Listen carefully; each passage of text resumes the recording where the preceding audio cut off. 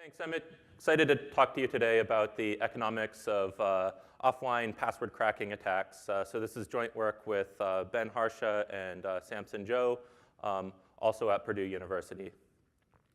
So this may be review for many of you, but let's first just define what an offline attack is. So here I am registering for an account at PlayStation.com. That's not my actual password, by the way. What's typically done is that the authentication server will pick a random value called assault. They'll append this random value to the password, and they'll apply some sort of cryptographic hash function to it, and they'll store the hash value on their server. Now, oftentimes, due to security vulnerabilities, attackers are able to break into this authentication server and steal all of these password hash files. So at this point, the attacker is only limited by the amount of resources that he's willing to invest trying to crack the password. Right? There's no way to lock the attacker out after a couple incorrect guesses. The attacker can try as many guesses as he wants. The only constraint is the resources that he's willing to invest trying to crack each password. So unfortunately, offline attacks are an increasingly common problem. Password breaches at major organizations have affected, at this point, billions of user accounts. So shown here is an incomplete list of organizations that have seen major password breaches. And I apologize to you if I left out your competitor's breach off of this list. So how do we mitigate the damages of such breaches? Well, one of the common tools that's used is called key stretching. And the basic idea is to make this underlying hash function a bit more expensive to compute so that a brute force attack becomes more expensive. There's a couple ways to do this. Hash algorithms like bcrypt or PBKDF2, they work by hash iteration. So instead of computing the hash of the password, you compute the hash of the hash of the hash of the password. And this increases the cost of computing this function. Now, there's a more modern way to do key stretching, which we'll come back to at the end of the talk, called memory hard functions, and SCRYPT, Argon2 ID are both examples of memory hard functions. All right, let's look back at our list of breaches. And in this talk, we're going to focus in on 4 of these breaches: Dropbox, AshleyMadison, Yahoo, and LastPass. One of the things that's notable about these breaches is that in each case, after the breach, we learned that each company was deploying some form of key stretching.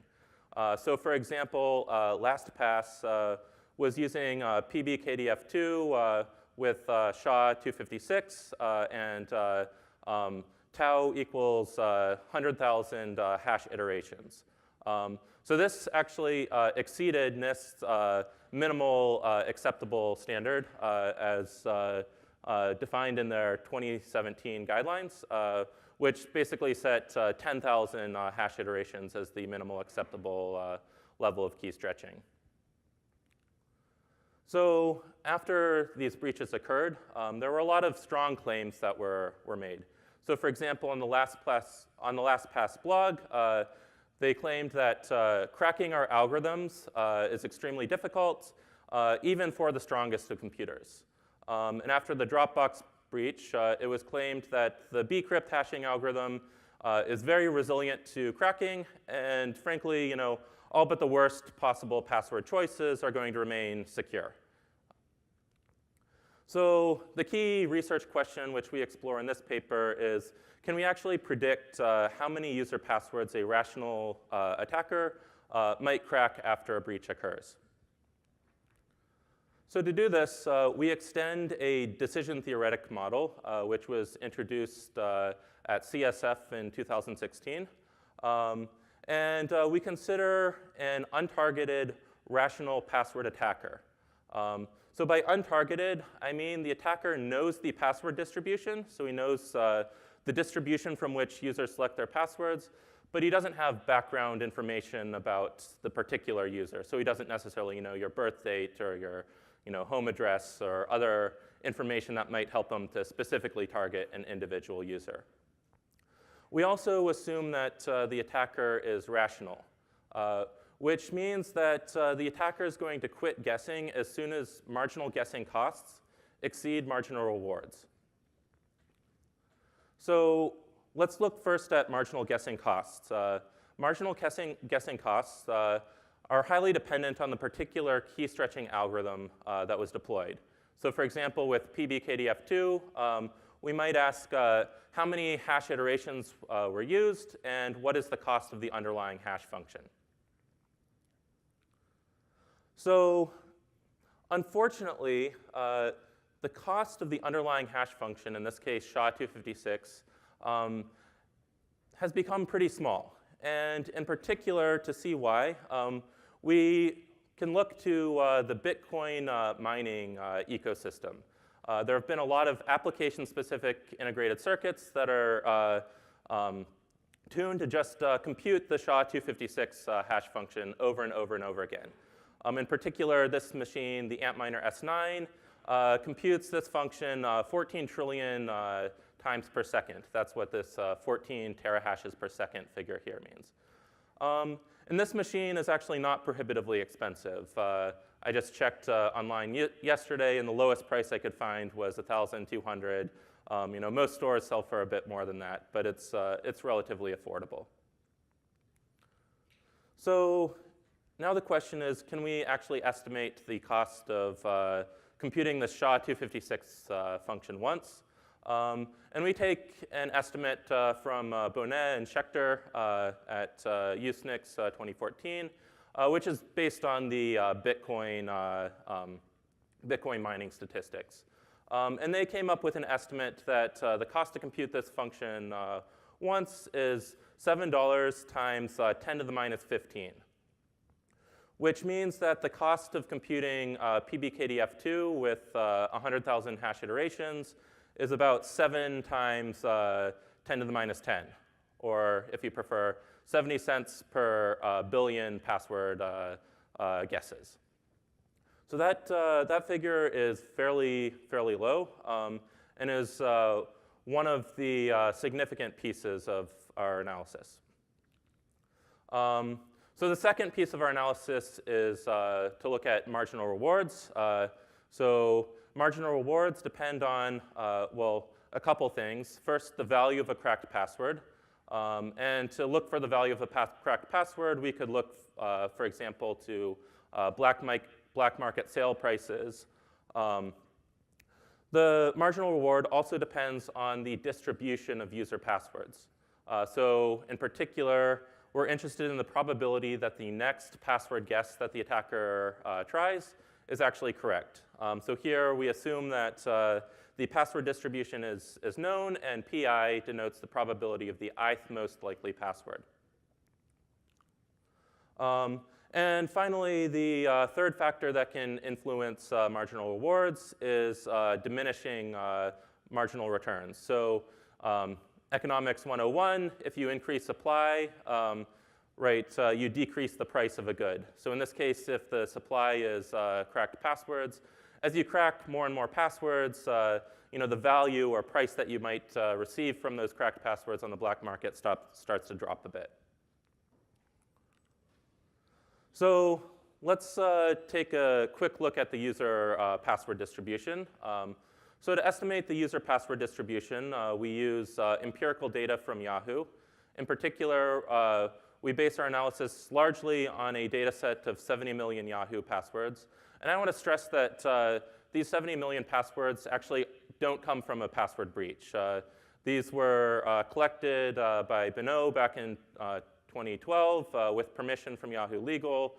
Later, we released this data set with differential privacy to protect users. Now, what you find if you look at this password data set is it actually fits a form of Zipf's law called CDF Zipf's law quite nicely. So in particular, if we look at the cumulative, the CDF, the probability of the t most likely passwords, and we plot lambda of t versus the rank t, we can see that on a log-log scale, this curve actually looks linear. So in particular, we have parameters y and r, where r describes the slope of this line in log-log scale. And this really characterizes the distribution of user passwords. So I'll mention that our finding here is consistent with previous findings of Wang et al., who looked at a number of prior breaches and found that all of these breaches were well modeled by Zipf's law. So we show that also the Yahoo distribution is well modeled by Zipf's law. OK, so let's suppose for now that the user distribution of passwords actually follows Zipf's law with parameters y, r, and let's suppose that the attacker encounters diminishing returns a. Now, what we can show is that there's a threshold which completely characterizes the attacker's behavior.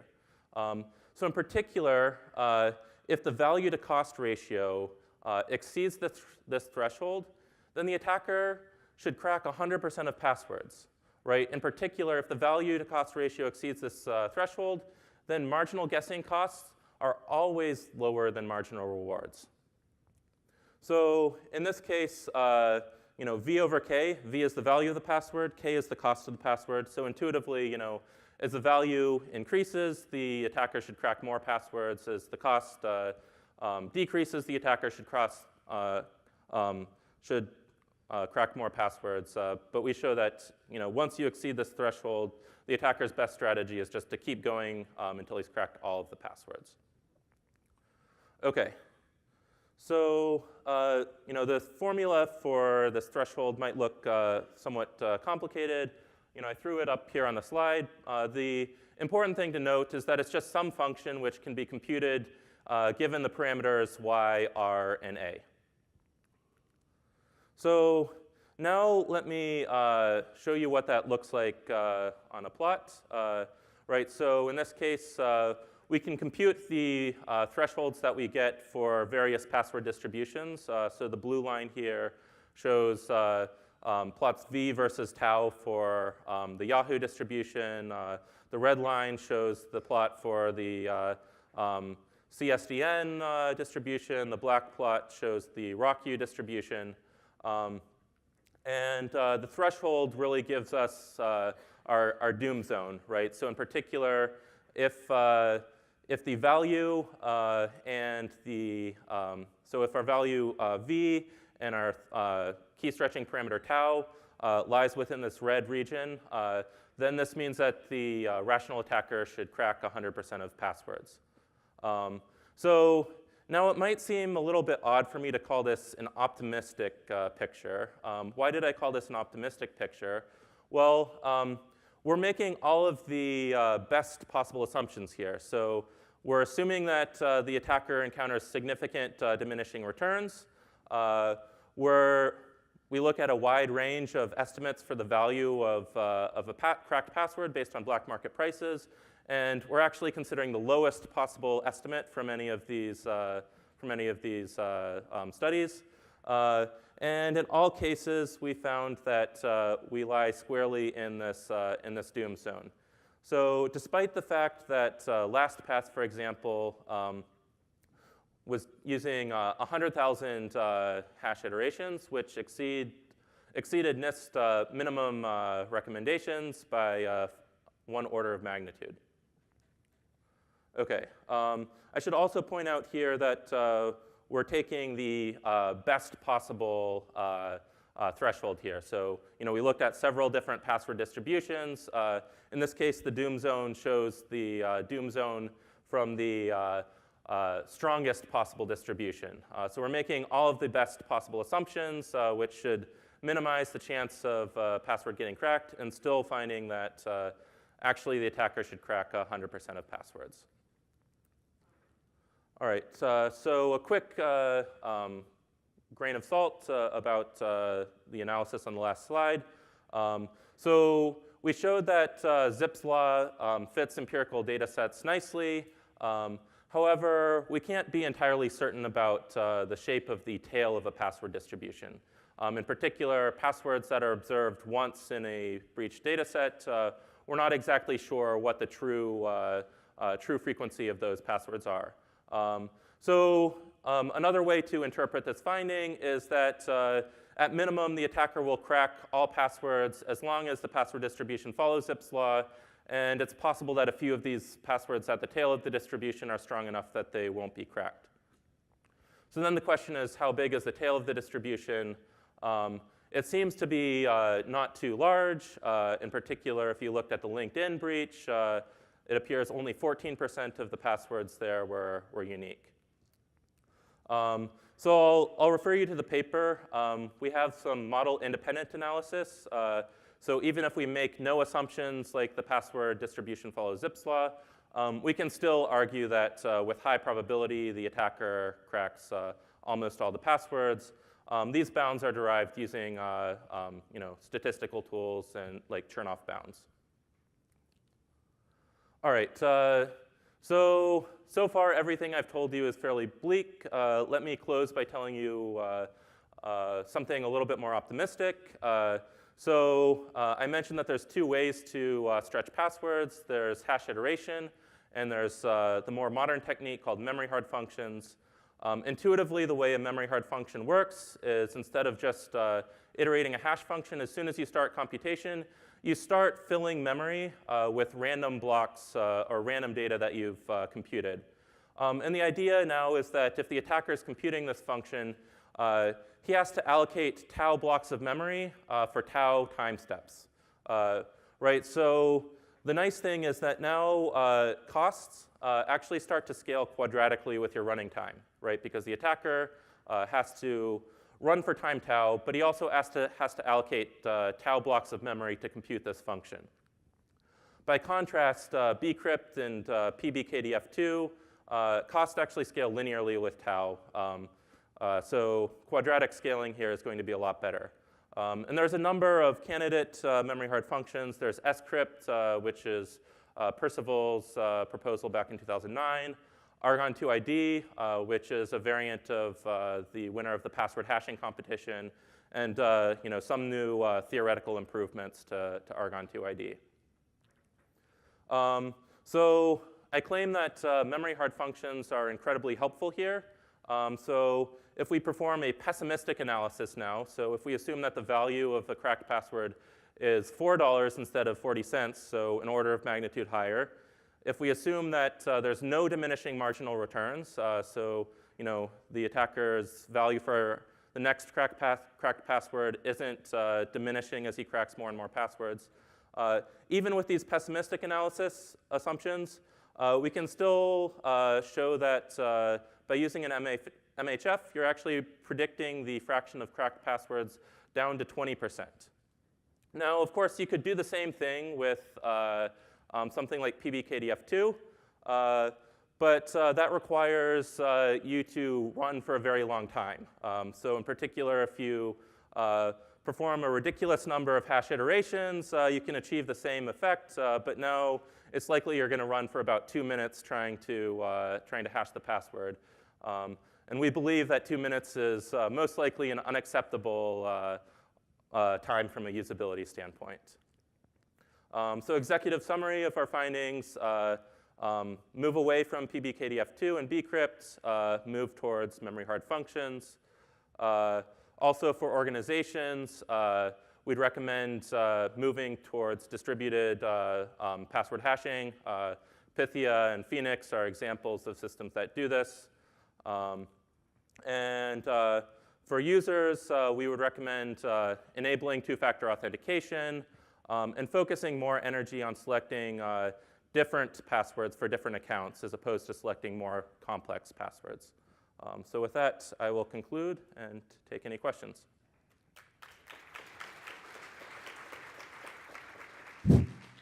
Peter Neumann, once again, I don't want to go into great detail, but you're over endowing Zipf. If you go back to my website, you'll find a paper by Witold Belewicz from the late 50s, where he showed you take any distribution whatsoever, you do the rank frequency inversion. Zipf law is the first order Taylor series truncation. Mandelbrot's law is the second order truncation, and it has the curve in it. And this explains the tail phenomenon in a lot of the cases. So you really want to look at that. Sure. Very simply, that's a remarkable paper, and it deserves people to understand it. And I did write a little bit on my website. Okay, yeah, that's an interesting, interesting observation. I will stress, though, that a lot of the analysis does not depend on the assumption that passwords follow Zipf's law. But they actually follow Mandelbrot's law. Okay. Okay, I'll take one more quick question. Hey, Nicholas Allen from Amazon. Given the prevalence of password reuse, I was wondering if there really is much difference between different sites, and also kind of more forward-looking, if you did this iteratively, looking at cracking many different sites, does it change your analysis over cracking just a single site in terms of what amount of effort you'd put into the long tail? That's a great question. I don't have a complete answer. The question is, when there's multiple breaches, how does the attacker trade off energy between cracking passwords in breach 1 or breach 2? How does the value of, how does the value change as a new breach comes out? These are excellent questions. I don't know that there's a complete answer in our paper, but certainly an interesting area for future research. All right, thank you. Okay, thank you again.